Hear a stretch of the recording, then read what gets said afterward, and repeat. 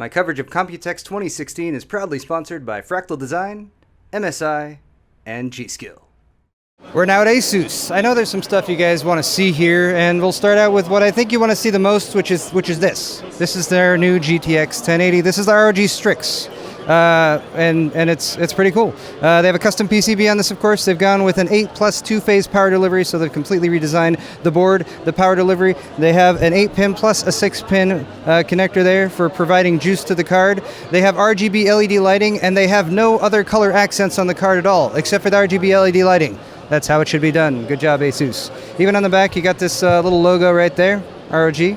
And there's a couple unique features of this card. One is that they've redone the I/O here, or at least the outputs for the video. They've given you an extra HDMI.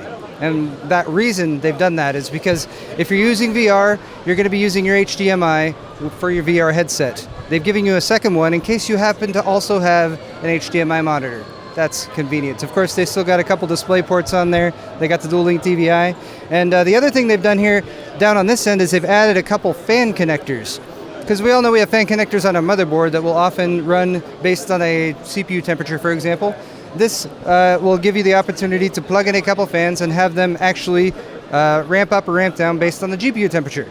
That's pretty convenient. So if you have like some fans that would directly provide airflow onto the GPU, connect those up, and if the GPU gets hot, fans get juicier. A couple more specs I'm going to cheat off of for here. This has an OC mode. It'll go up to 1936 megahertz boost clock. So I would imagine that might even push over 2000 megahertz just right out of the gate. Memory clock is 10 gigabits per second, and of course it features ASUS Ora Rgb Lighting, and more on that in just a second. The other thing I have is this right here. This is the ROG XG Station 2, and look, you just pop it open like that, and it opens up. Basically, this is an external device that will connect a laptop. Now, Asus has already done a version of this, but they've changed now, so they're actually using Thunderbolt for this one. Originally, they had a proprietary connection. Thunderbolt does introduce a little bit of latency, but what they decided they wanted to do is go with a standard that was a little bit more broadly accepted, an open standard. I don't know if it's open, but it's at least a standard that's a little bit more common. They are going to do a higher-end version of this as well that will use the proprietary standard, so for those who want the maximum performance and don't really care about Thunderbolt, they'll have that option. But you can just drop in a graphics card here. It's got active cooling on there. It's got even a little plasma guy on the front, which is pretty cool. And it will provide its own power. So if you are the kind of person who likes to have a laptop and then bring it home and plug it in and then game on it, this is a kind of cool device for you. It looks badass too. I mean, it's an ROG product, so that kind of goes without saying. Also, I wanted to thank I want to thank Kane for being here and playing games in the background. Well, I know why. I know why these people play these games on easy with this controller. I can't, this is terrible. I have no words. We have our ASUS Ora Rgb Lighting. The demo showing right here is demonstrating a very unique feature when it comes to RGB lighting in cases. Look, you have a graphics card that lights up RGB. You have a motherboard that lights up RGB. You have RGB lights inside the case. You even have RGB lights on the keyboard here, as well as, I thought there was a mouse here earlier. It's gone. Who cares about that? Even the RGB lighting on this ASUS ROG monitor right here is all synced up. Wow, so they've created a universal standard so you can connect it, whether it's connected via USB or whether it's connected via like PCI Express like the graphics card, it will all synchronize, and that's pretty cool. You can even, maybe in the future, maybe connect something up external to light your desk up too. I don't know about that. I don't know where I heard that though. And finally, I have this new ASUS motherboard. Look at it. Isn't it beautiful? No. Okay, what this actually is ASUS Project Avalon. This is an ROG device. The actual completed project is right here, and I do have some B-roll of it sort of being taken apart and disassembled and whatnot. But here's what ASUS did. They took the ATX standard and they threw it out the window. Like, screw that. We don't like the ATX standard. It's too constraining. What could we do if we just kind of went with our own layout for everything? So what they ended up with was this board.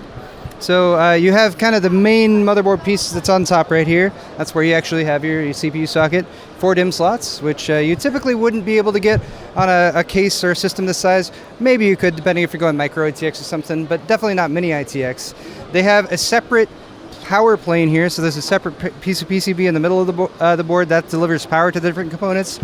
And then they basically have edge connectors that they've used to lay in like a backplane here for SATA slots, so you can slot in SSDs there in the front. They have an extra element over on the side that drops down over here to give you a unique positioning for your graphics card, so you can have actual access to it by simply opening up the side panel of the case, which you just press and pop off like that. These are freaking heavy, like milled aluminum pieces, as far as we can tell at least. They're very substantial. This is an ROG product, so they were going for a, you know, that sort of aggressive gamer look, but it's really, this is one of the coolest things I've seen here, to be honest, because they're simply using edge connectors to take the different modules of the motherboard and assemble it all together so that you end up with a complete working system, but you have separate chambers for like the main motherboard and the memory and the CPU. You got this chamber over here, which is basically going to give you your fan support. What they've done with it here is they've taken an EK Predator and they've dropped it in there. EK Predator with minimal, all they did was add a couple 90-degree angle connectors on there to provide water cooling support in here. They have a water-cooled graphics card over on this side as well. And it's just a pretty cool completed product. They have an air-cooled version of it as well. And we don't know how much it's going to cost. We don't know when it's going to come out. But I do like that ROG likes to kind of throw standards out the window, do their own thing, and kind of push the industry forward a little bit. And although this would be sort of a self-contained unit, I was asking them if they would ever consider making sort of their own standard so that case manufacturers could come in and develop their own products for it or something like that. They're not really going that route. They're just kind of working on this for right now. But they're really interested in seeing what people think of this concept, this design, and the idea of just, you know, there's different ways motherboards can be put together. There's different ways computers can be put together. And this, I thought, was a pretty compelling example of that. But that's going to wrap it up for my ASUS booth coverage, guys. I'd like to say one last sponsor shout out to my sponsors, Fractal Design, MSI, and G-Skill. Their sponsor links are down in the description. Click those to show them some love. Thanks for watching this video, and I'll be back with more from Computex 2016 very soon.